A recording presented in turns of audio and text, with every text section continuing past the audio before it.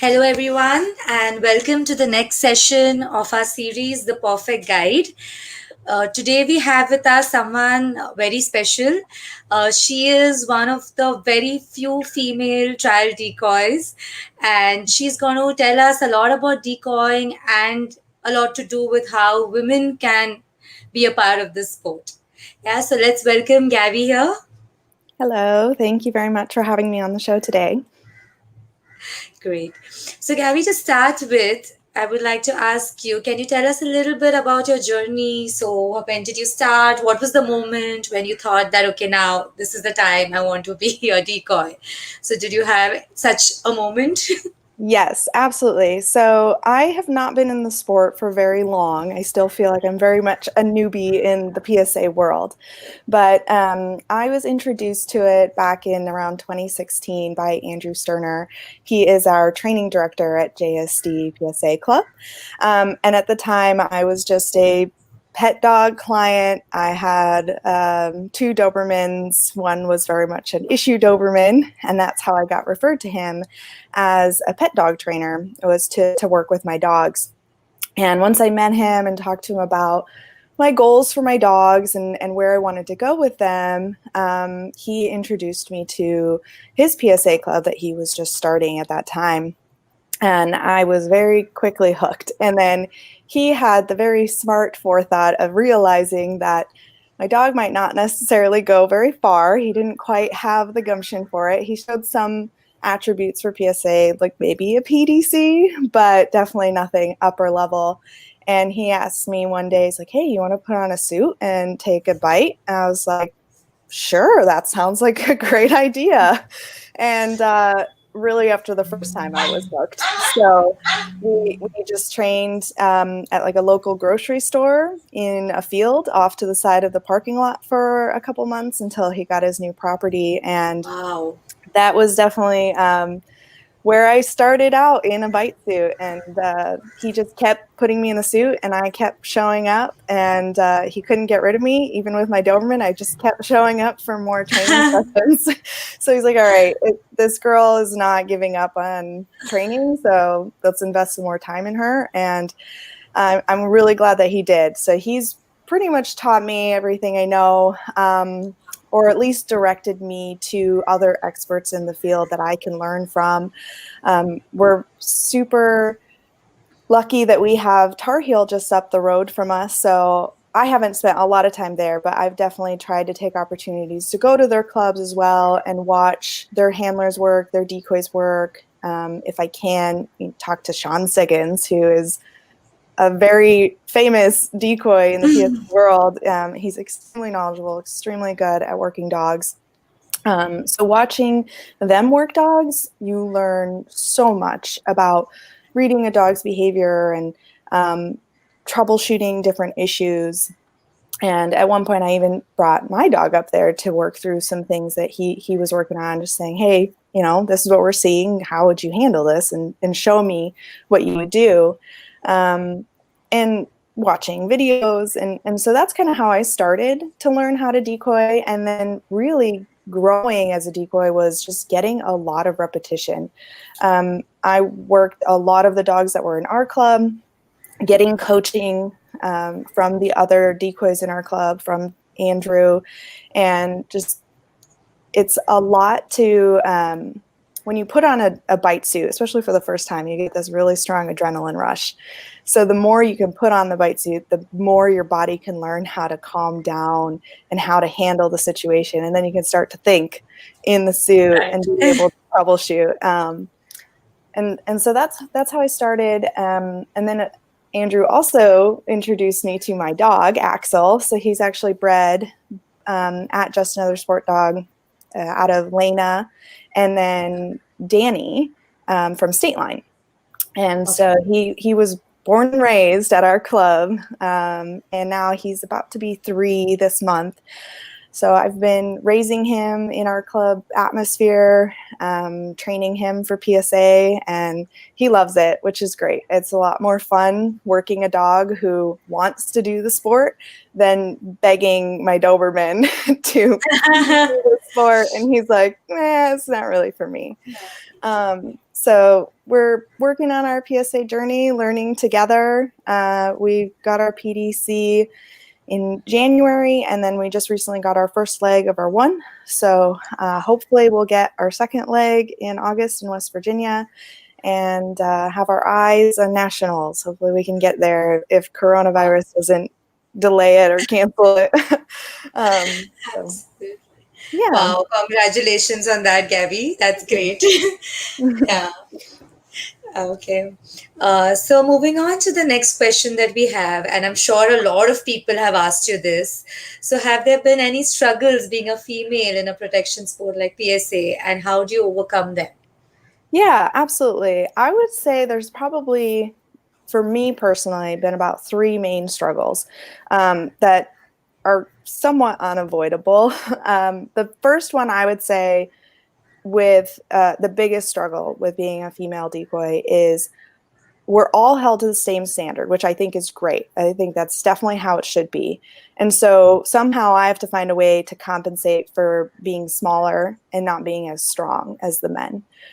So that is definitely a struggle just in decoying in general. I even see people in our club that are men that are smaller to side or who are not in shape, or the women who are even smaller than I am, struggle with decoying because you're handling 50, sometimes 80, 90-pound dogs.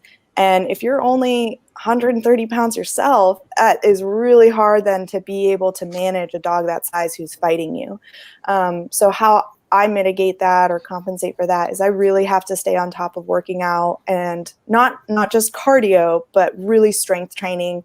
I would not be able to do this if I didn't lift some sort of weights to be able to have the strength and also to stay safe, because you don't want to get injured. You don't want to injure the dog. If you can't stay on your feet and you're falling on the dog, they could really get hurt from that. So definitely working out, which is really important in this sport, is being physically fit. It helps you decoy much better. And then I would say another one is finding a suit that fits properly, because I'm built differently than a man, and most of the suits are designed for men. So that has also been a little bit of a challenge, is just finding a suit that fits properly. I do lift weights, but my biceps are still about the third of the size of a man's. And so the bite suit always has like some extra material there. And so compensating for that, finding padding or other ways to wear the suit so that the dogs can feel me underneath it and still get that satisfaction. And then probably the last thing, which again, this one's kind of a tough one to mitigate, but like, for example, last year, I took a year off so that I could have my son. And that was really tough to not be in a bite suit for a year. And I just had to take the time off. It wasn't safe for me to continue to decoy during that time while I was pregnant. And then postpartum, it takes time to recover. So thankfully, I have a great club behind me who really supported me through that time and gave me the time to take off so that I could have my son and still decoy my dog. But Wow. yeah, that's definitely a challenge, is that now you're losing time in the suit, reps to continue to learn, and helping your club members. So that one was tough for me, because a lot of times I'd be out there and like, I want to help, I want to put on the suit, and I want to help get this dog through this training scenario or the situation, and you can't. Your hands are kind of tied for a while. So those have been the things that I have personally experienced. One thing I will say is, the more I can get out and travel and be in more trials, I'm sure will help me get more exposure. Because right now, I'm very centrally located here to North Carolina. So I haven't had a lot of exposure to other clubs and visiting other people and showing that I can decoy and do it well. So unless somebody has seen me do it, sometimes it might be hard to be like, oh, can she really drive a dog? Can she really catch it safely? And so that's one of my goals for in the near future, is just being able to work some more trials and getting some more exposure to show that, Sean Siggins didn't just give me a freebie to certify me as a decoy, but like I can do it. You could do it. I can Yeah, do it. I'm sure. Look at what Josh has to say to you. So you sure? So you basically, so like you said, you were always working out a lot. So were you always that kind of a person, or you because you wanted to, fulfill your dream of being a decoy, you got into it, or were you always someone who was into working out and all of that? Yeah, great question. I would say that's been kind of my mindset before even getting into dogs, Okay. was being fit. In college, I ran track and field, and so that that was definitely a culture of always being fit. You do track practice every single day, and then track meets on the weekends, and so it's a big time commitment, and you spend 1 to 2 hours a day working out, running, Wow. lifting, preparing for competition. And then typically on weekends, we would be traveling to meets. And so it could be anywhere from 1 to 3 hour drive, sometimes longer. And then you're there pretty much all day for a track meet. And then you're coming home in the evening, driving back. So that definitely set me up with the culture that's not that different from PSA, of you spend a lot of time preparing, you need to be physically fit, you spend time perfecting your craft. It's a skill, both from a decoy perspective and a handling perspective, of refining that. And then you have a goal of a competition that you're preparing for, and then traveling for that competition to actually compete. Right, right. Wow. That is great. That's amazing. Now, coming back to another question. So, what is your favorite scenario while training a dog for PSA? Yeah, great question. There's a couple, so I will tell you my top two. Um, Okay. I really enjoy teaching the fend off, and the Okay. reason for that is I feel like a lot of times at the beginning, sometimes the dogs are a little confused. They're like not sure what we're asking of them, but then it's a really clear light bulb moment when they get it. And then it's really exciting to see the dog just totally understand that we've spent all this time teaching them one primary target. And now all of a sudden we've just changed up the game on them. We're blocking that target, and they know that's all right. I know my secondary target now, and that's where I go. And just see them commit to that. That always gives me goosebumps. I get all excited when the dogs get a new behavior, and they really they're understanding it. There's always that gray period in between where you're like, oh, I don't know if they quite get it yet. Like, we're teaching them something really weird.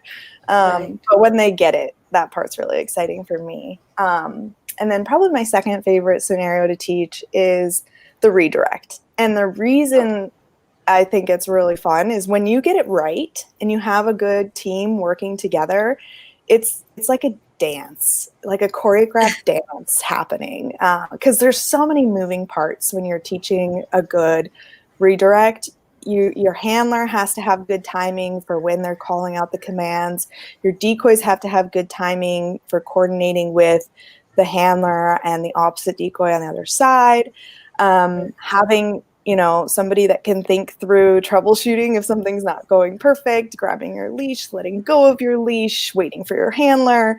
And so when you get all of that, when you have your team set up and everyone's just meshing together, it's like music. There's like music playing, and it's like this choreographed dance, and it just looks awesome. And then the dogs get it, and again, it's that light bulb moment, and you just get excited to see the dogs understand when you're teaching them something new, especially when you think about PSA and the complex behaviors we're teaching these dogs that are so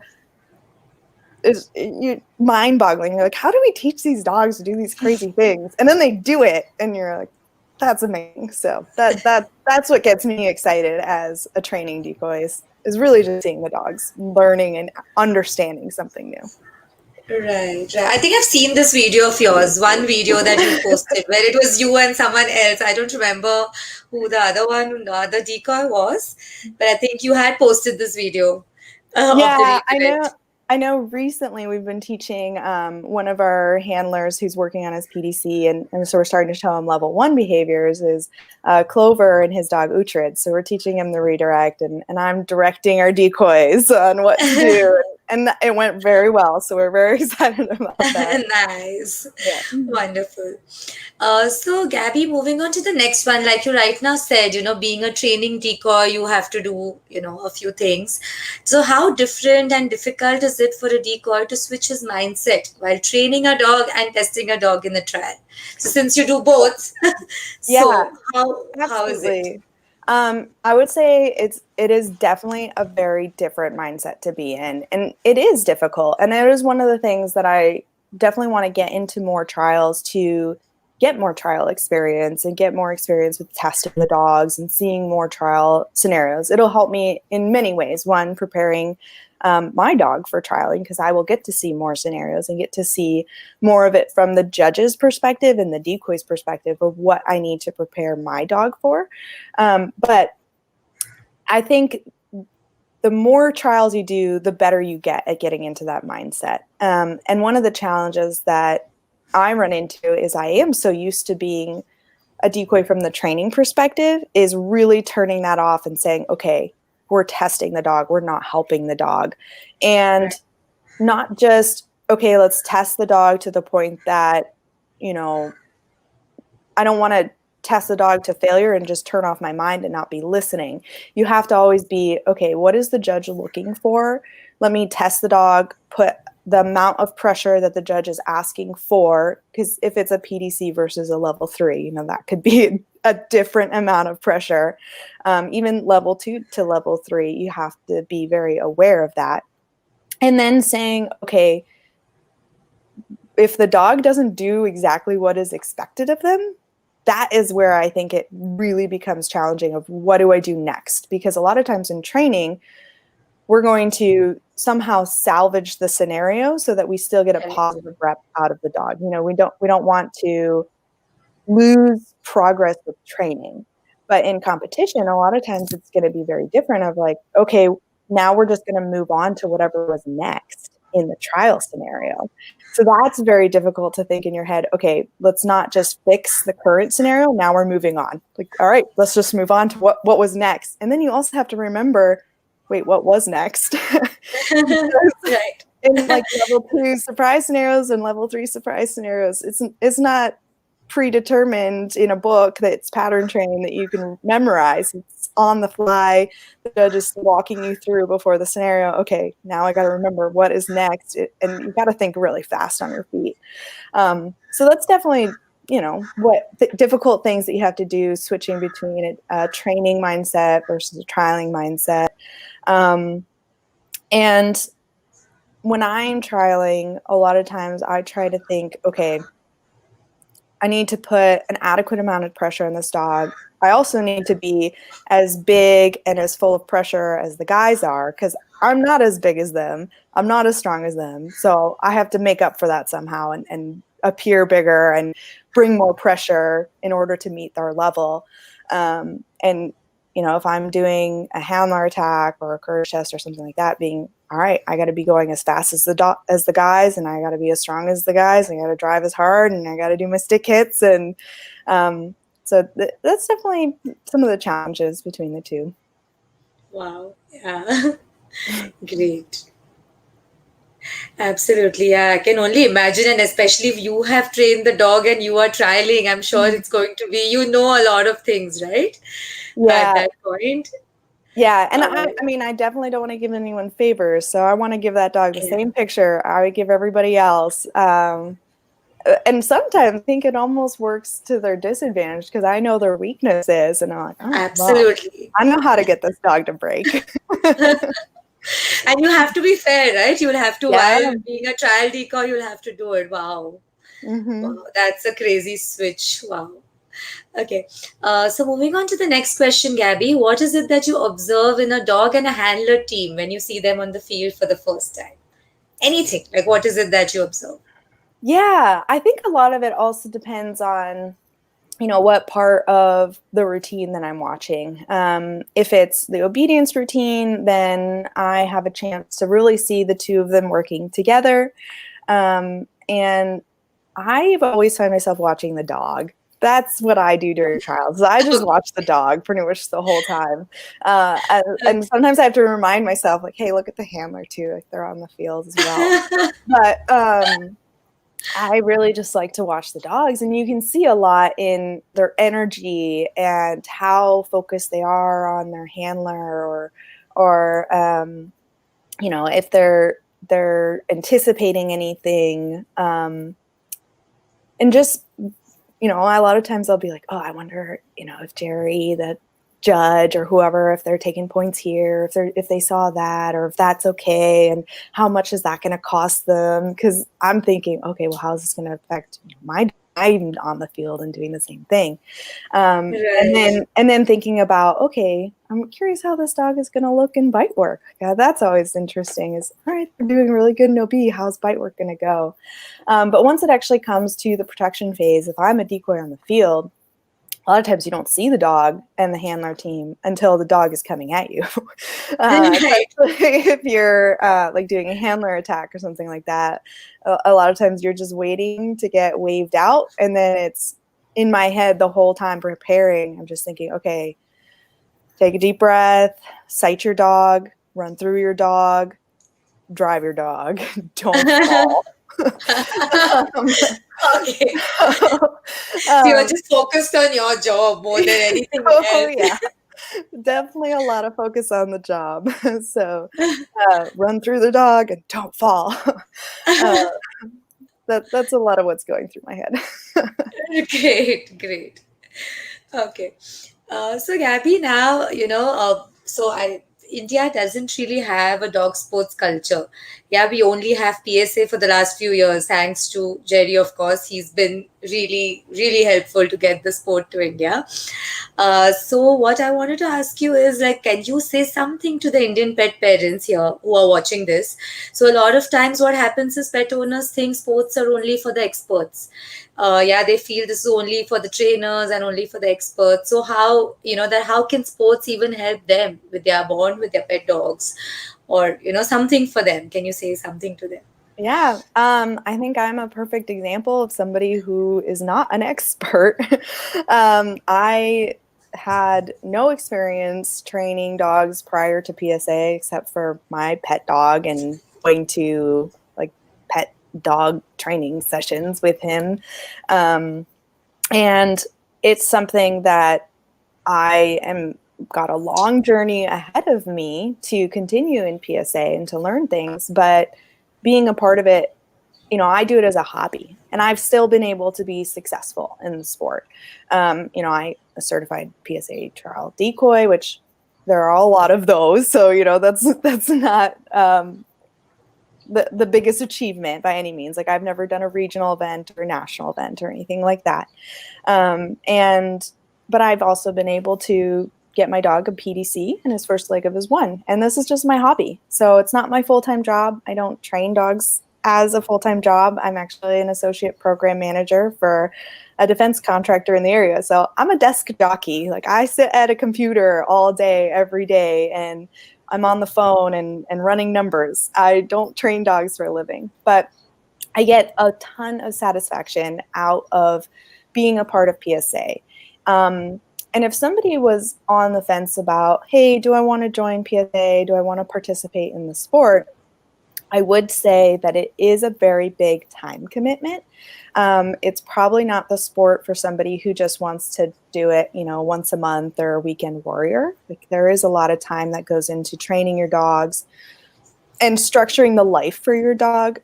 There are some dogs that can have, free time and home life and do the family pet dog thing, and then still go out and do the working dog PSA routine on the evenings and weekends. But that's not for every dog. Um, so that is a time commitment. There are dog sports that might not need as much time that you can participate in and still have a ton of fun.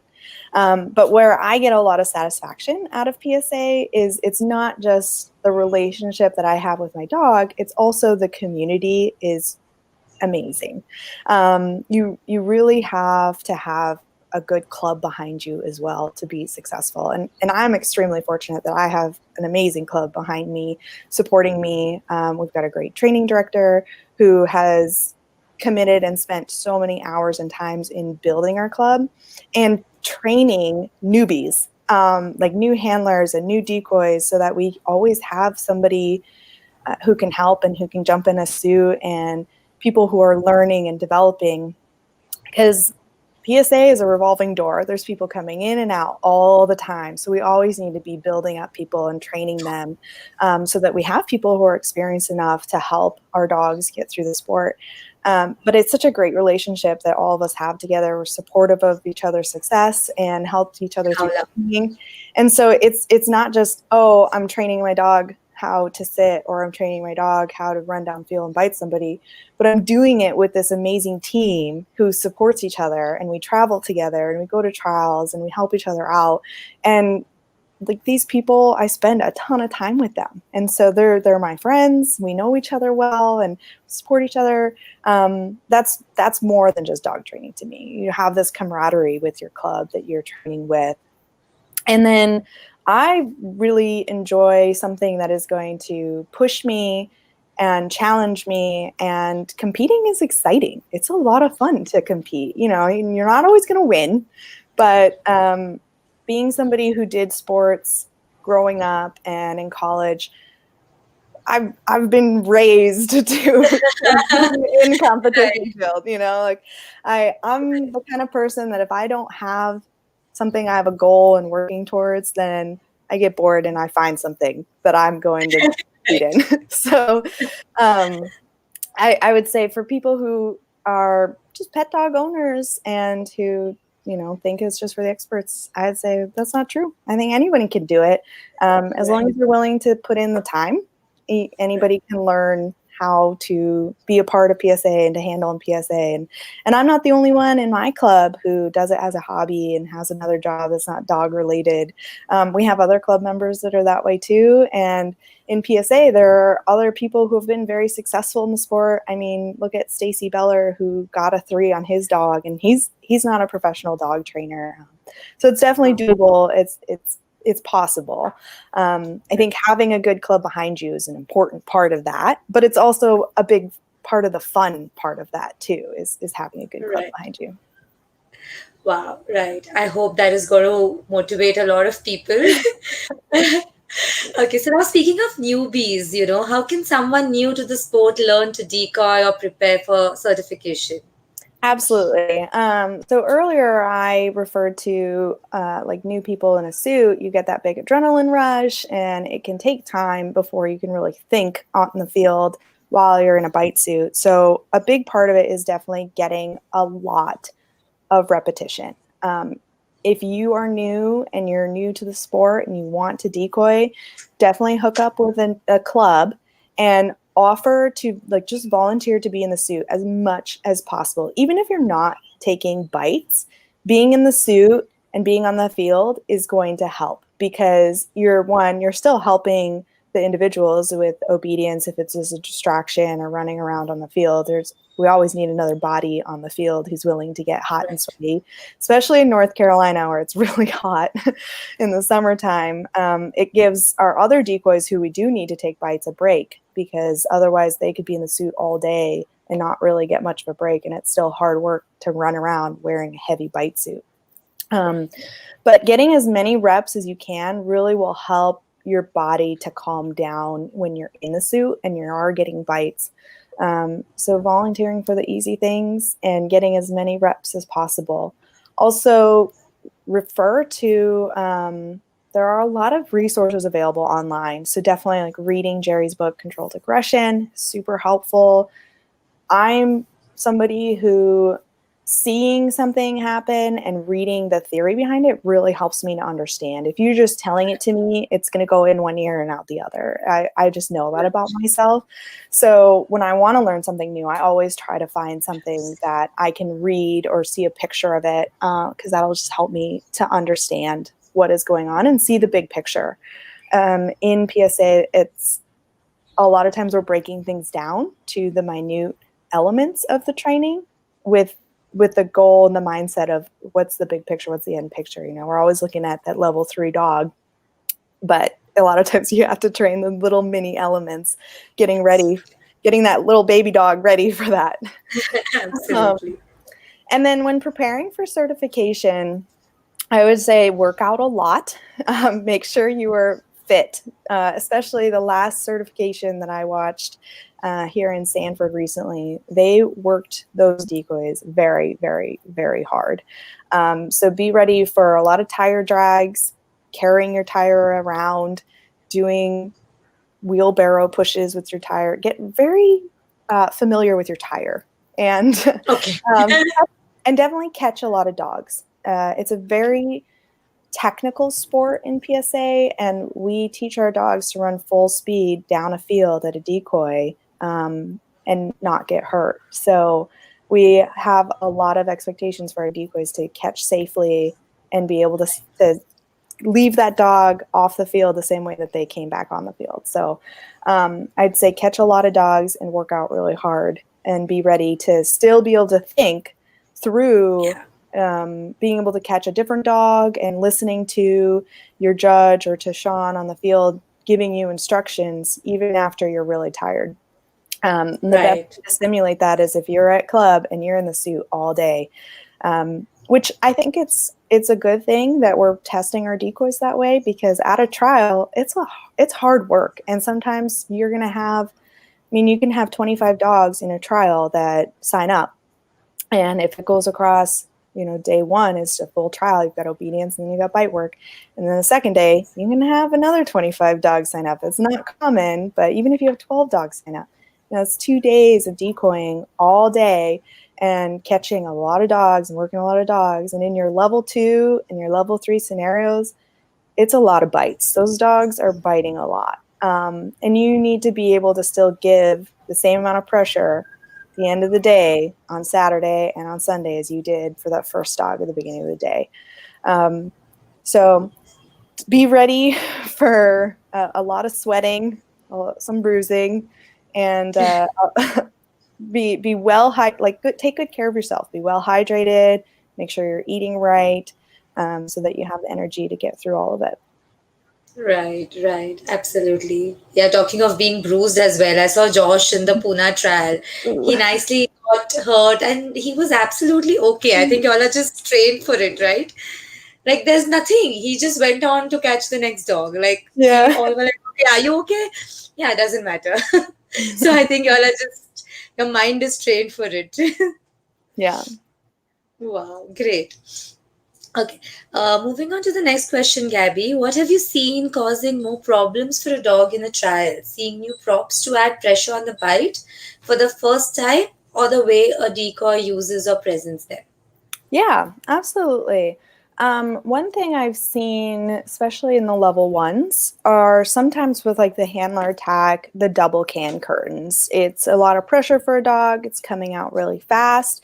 And even though you still have a presentation there, a lot of times the dog, it may appear like the cans are kind of in the way for coming in for that bite.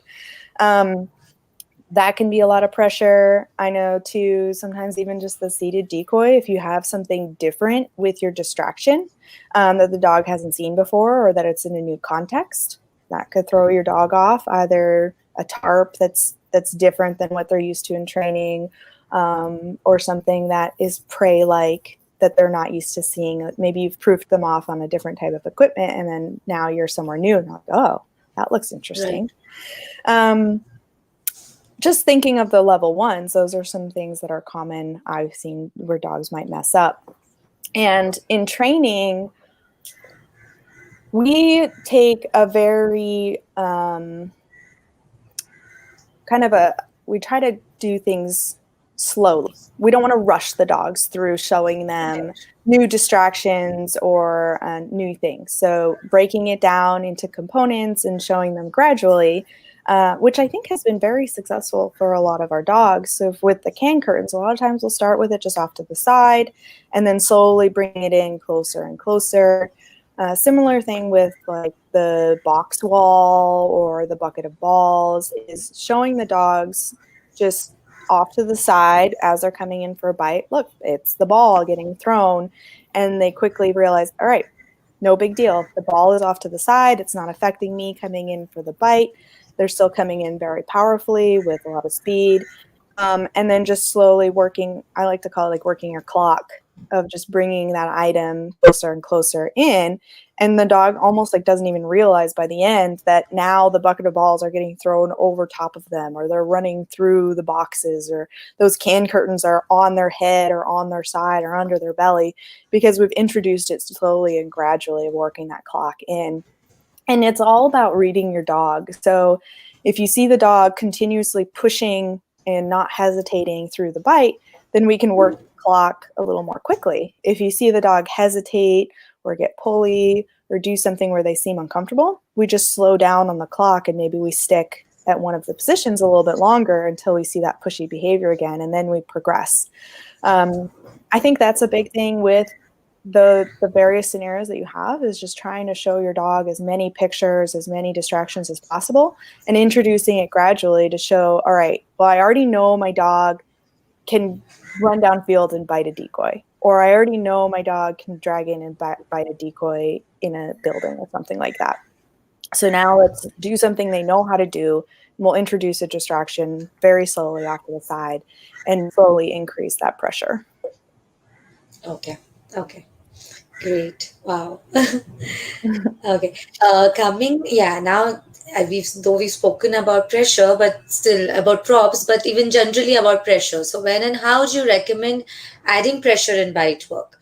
And do you prefer desensitization towards pressure or fighting the pressure? Yeah, so for the first part of the question of when to start adding the pressure in bite work, it's I find it very important that you don't do it too early when the dog is too young. You want to wait until the dog is mature enough and showing very good foundational bite work. They're pushing through the grips. They have a good set grip. Um, a lot of prey work early on. You don't need to be creating a lot of defense in a dog early when they're young. Instead, it's just waiting before you're putting a lot of that pressure. That does not mean, though, that when you have a young dog who's very forward and very biting very full, that you can't show them things off to the side, like the jug or the clatter stick or decoys vocalization or bringing like your arm over top of the dog. But it's all based on how the dog is reacting to that kind of behavior. Right. So making sure that you're retaining that pushy behavior, you're not creating pulling grips, and the dog, if the dog is uncomfortable, it's basing it off of them. So letting them counter through the pressure. So the question of desensitization versus fighting the pressure, I think there's a couple elements to it. As handlers of our dogs, there is a part of responsibility on the handler at home to be showing your dog a lot of different things in a positive environment. Right. A lot of our puppies in the club now, we've been using this method of the box with food in the box and teaching the dog, Right. your head is in the box and you only get fed if your head is in the box and you're eating out of the box. And when your dog is doing that really well, introducing distractions on the side, then your clatter stick, your can curtain, your jug of rocks, whatever distractions they'll see later on or that you can come up with that's creative, and the dog is head in the box the whole time. If their head comes out of the box, they lose the rest of their meal. And so that is a little bit of the desensitization of showing them, positive, don't worry about these distractions. They don't mean anything to you. And then during bite work, it's kind of the opposite side of, all right, we have a dog who's biting full. They've got nice pushing grips. Let's introduce this pressure in the grip and teach the dog to count. When they counter, that takes the pressure off. So slowly introducing either a clatter stick or a can curtain, bringing it in closer to the dog and giving them some time to relax and to think through, all right, this isn't hurting me, or what is this pressure? I'm uncomfortable. And when they counter and push into the grip, turning it off. That teaches the dog, it doesn't matter how much you build that callus up slowly, but eventually, the dog understands then when pressure comes on and someone is fighting me, if I fight back and counter, that'll turn it off. And that's a very helpful skill to have, if you're in the threes and they're getting a lot of pressure on your dog, and that dog knows, okay, if I just keep countering and pushing in, eventually this will turn it off. Right, absolutely. So now, given you said the handler has to do the desensitizing, so is it always that order that first the handler is working and only then you're adding that pressure? Because you will start doing this with puppies, right? Like you said, with the box feeding and everything. So once the handler has set the foundation, only then you start teaching the pressure as decoys. I would say that's right. We definitely try to show it, in an obedience setting first of something positive. Okay. Even for like level 1 obedience, we start showing the dogs healing with distractions of just having distractions on the field and healing over those items. So the dogs start to see the picture of the cane curtains and the clatter sticks and just various distractions on the field too, and walking over it, healing over it, having that sound in the background, and just, learning to kind of ignore it and that it's not a big deal. Same thing with gunfire. So yeah, I think it's important to start showing those distractions outside of bite work first. Absolutely. And that they're not a big deal. Great. That's really helpful, Gabby. Mm-hmm. Okay. When do you generally teach the out? I'm sure everyone's asked you this. And do rebites help in this? Yes. So the out should be something that we don't want to teach too early again as well. You want to make sure the dog is committed to the grip, is biting well. A lot of times that's one of the later things that we'll teach before we do a PDC. Because if you teach the out too early, that can create a lot of conflict between the decoy and the dog. And if they're not biting very full and very committed, you don't want to then teach them the opposite of, well, there's an option to let go. So once you have a dog that is biting very full and very committed, you can teach the out. Of course, now if you have a dog that you think is extremely strong and the out is going to be an issue, you might want to be teaching that earlier. Listening to some of like Jerry's podcasts and one of Sean's dogs, I remember him talking with Sean about that exact question. Sean talking through their training and, when are we going to teach the dog the out? Is that something we'll do later? And Jerry saying, no, that's the first thing we're going to do when we get back, because this is a very strong dog and that was going to be an issue for him. But a lot of the dogs that we have in our club, depending on where they are in their training, it's really, let's build up the dog, make sure that they're very confident and very comfortable in their biting and they've got good, strong, full grips. And then we can balance that out with the out. I always try to think of drive capping. It can be very difficult to build up a dog. It's very easy to squash a dog. So always kind of building up and then a little bit of the drive capping. And then you get a nice dog that, is very powerful. And then do rebites help in the situation? Absolutely. If you think about when I was first learning that, it seemed super counterintuitive. I'm like, why would you reward the dog with a bite when you just told him to not bite? And how it was explained to me a lot of times is, well, you're taking something away from the dog that they want. They want to bite. They want to grip. And if you teach them that when they out, they have an opportunity to rebite, then it gives them motivation to out more quickly, because then it's, the quicker I out, the quicker I get the reward back.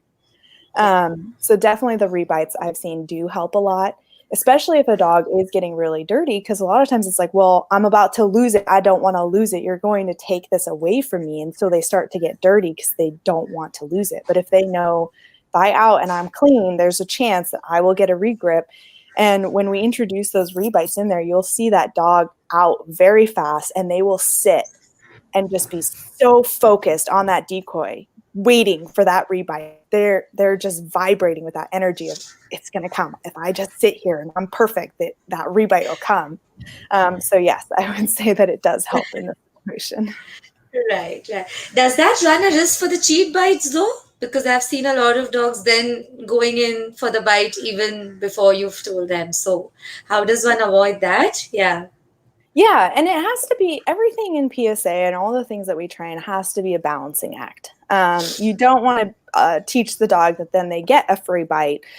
So it has to be very good communication with your handler and with your decoy of good timing. When it's a clean out, then you reward the out. If it's not a clean out, you'll need to introduce corrections, maybe heal the dog away and bring them back.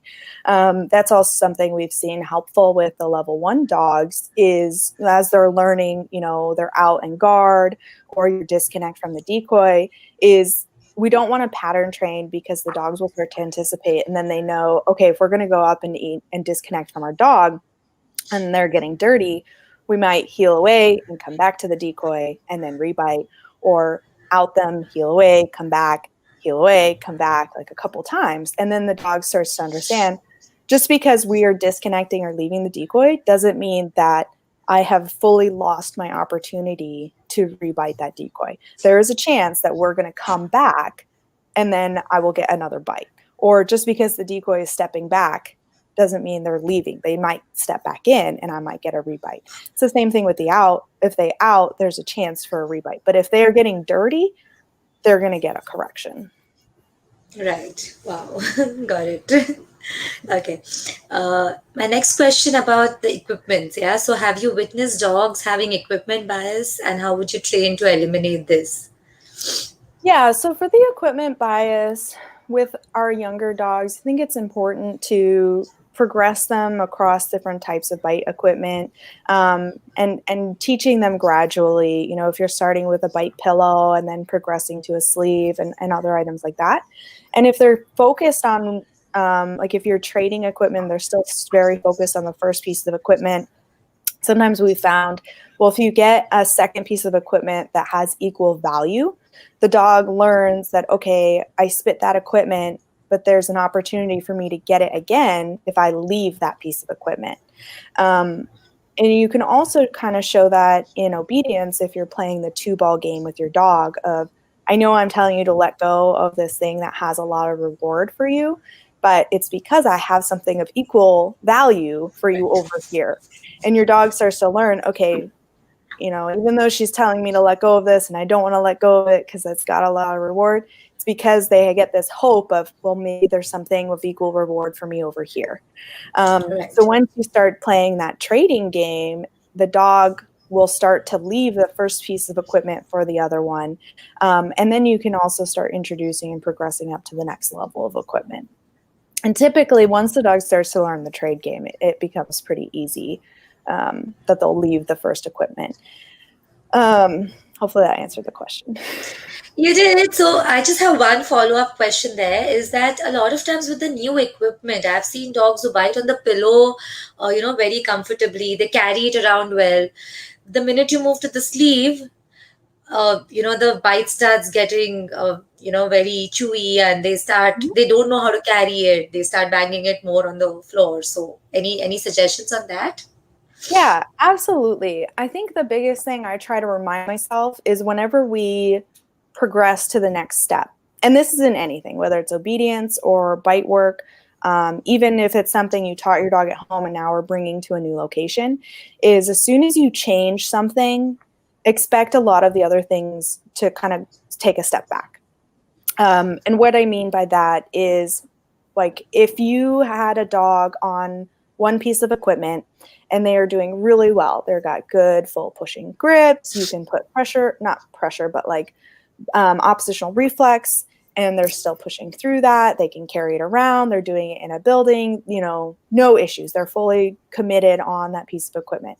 As soon as you change that equipment, you've shown them something new, you might have to treat it almost like step one again, but on that new equipment.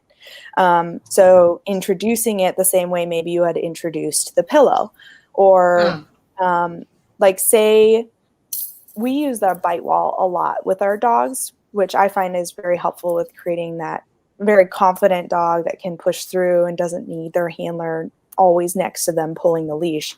But if we have the example here that I'm trying to say is if a dog is on the bite wall and they're doing really great on a pillow, but they've never bitten a sleeve before, we're not going to show them the sleeve for the first time on the bite wall. We would go back to like step one on the ground with the handler posted up and showing the dog the sleeve for the first time on the ground.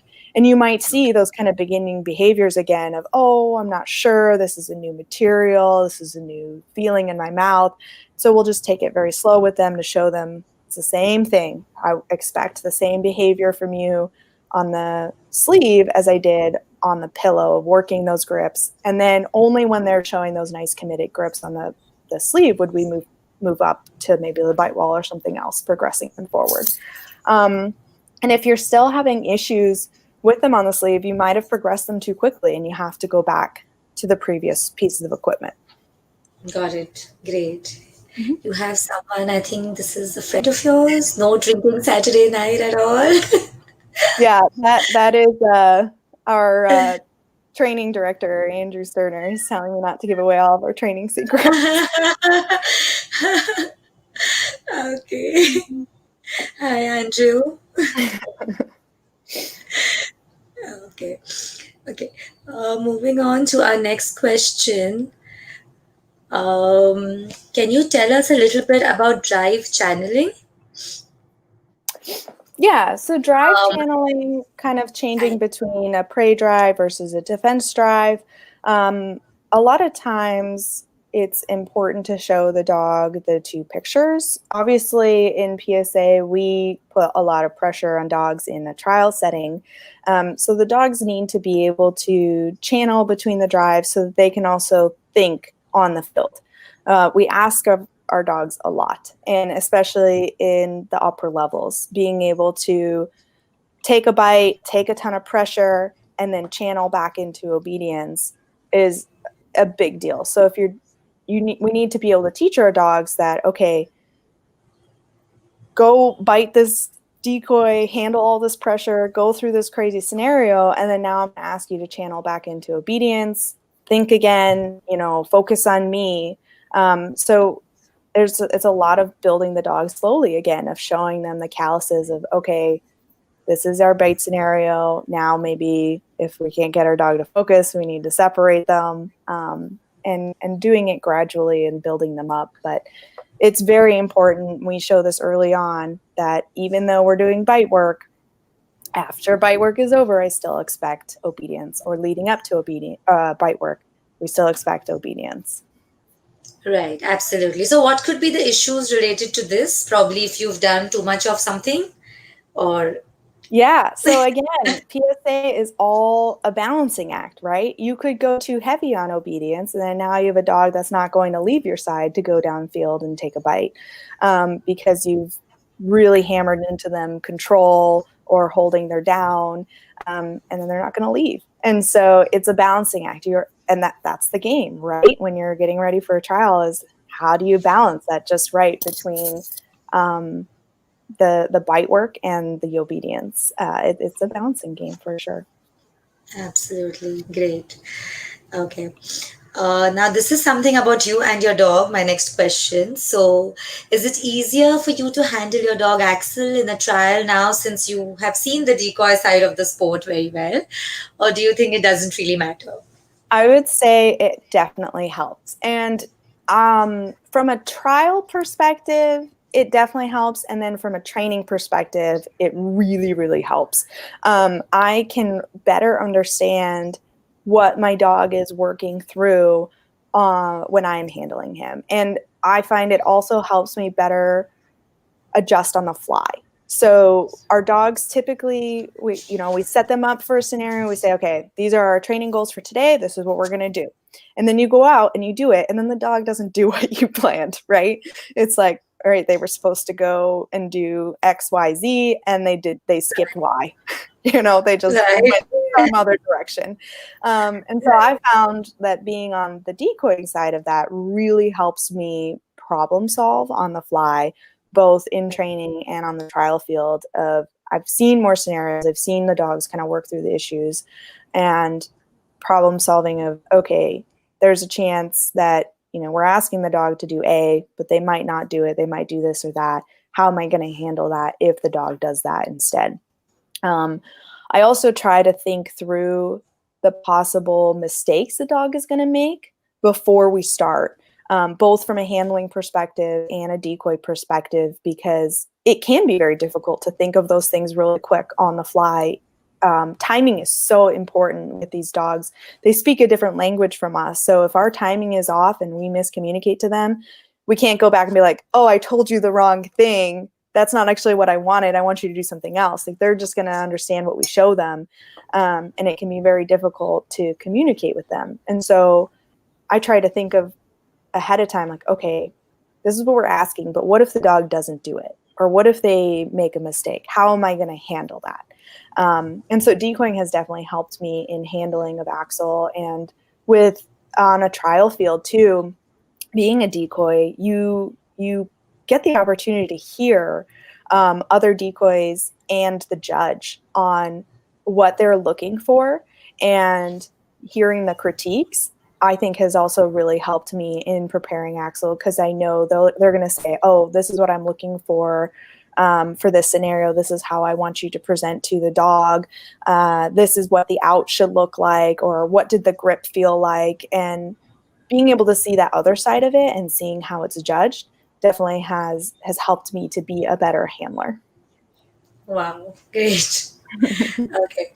Now, my last question actually, for the club, so a lot of us in India follow the work your club does. It's like we've been really looking at everything for a long, long time now. So, do you have any suggestions for us? How do we, work do you like the way you guys, have your functioning? What do you expect from the handlers?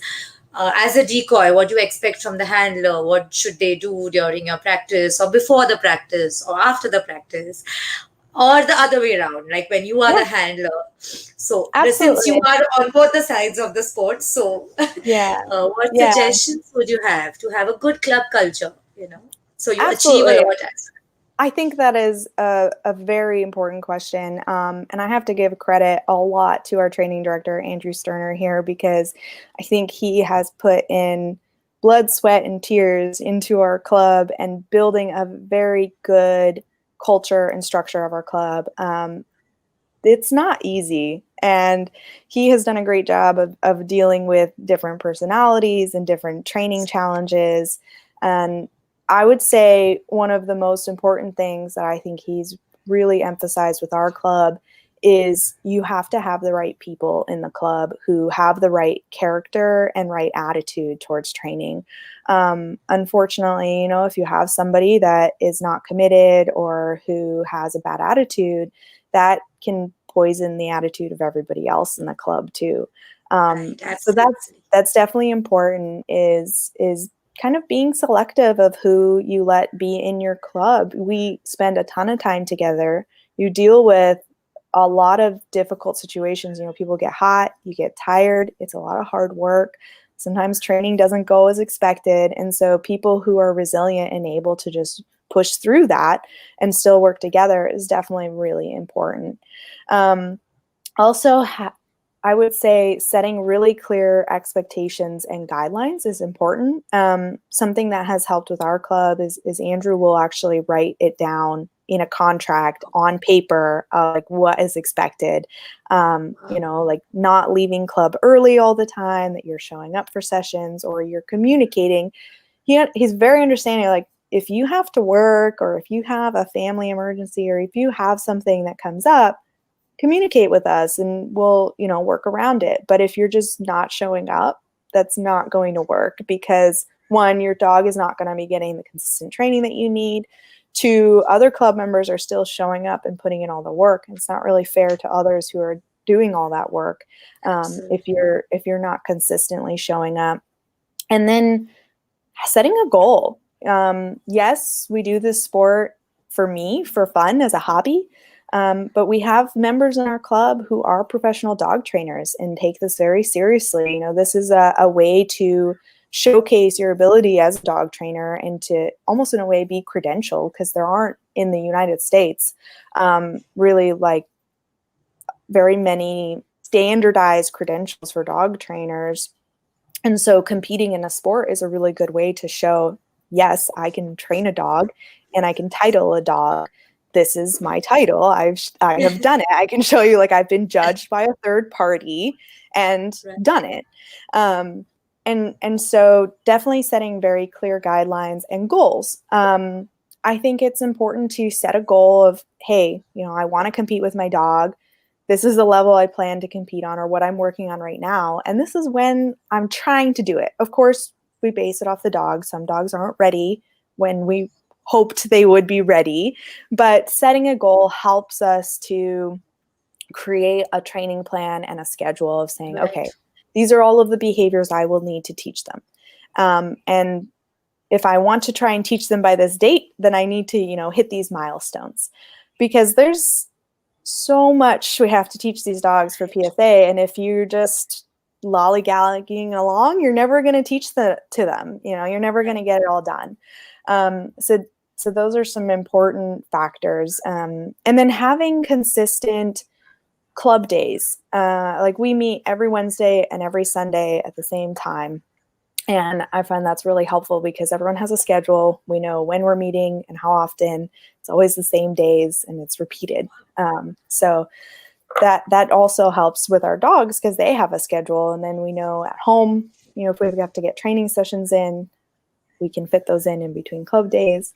And something that I think has also been helpful for our club is Andrew makes himself available for questions outside of club. People can message him, call him, send him videos, and he'll respond and give you Wow. tips. And he, like I said, puts a lot of time, blood, sweat, and tears into us and into our club. And we definitely would not be even half as successful as we are without him. And he travels to trials with us and gives us pointers and help works us through things. And Oh, nice. yeah.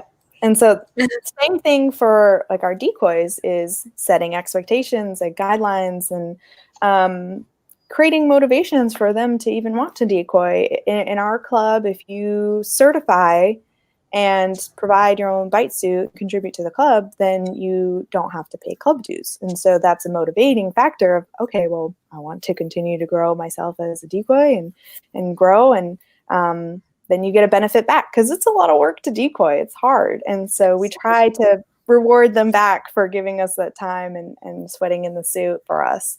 And hopefully that answers that question too. Absolutely. Great, great. Thank you so much, Gabby. I think with that, we come to the end of our chat. We don't have any more questions. It's been great. I think I've enjoyed this a lot to learn from you. So thank you so much for this. And we hope to see you soon. I hope everyone who's watched this also has benefited a lot from this. And it was great speaking to you. Thank you so much, Gabby. Thank you so much, Priyanka. I appreciate the time. I know I'm a newbie in the sport, so there's a lot of experts out there that you can go and talk to. So hopefully I gave you a little different perspective, and we'll be watching you on the Facebook.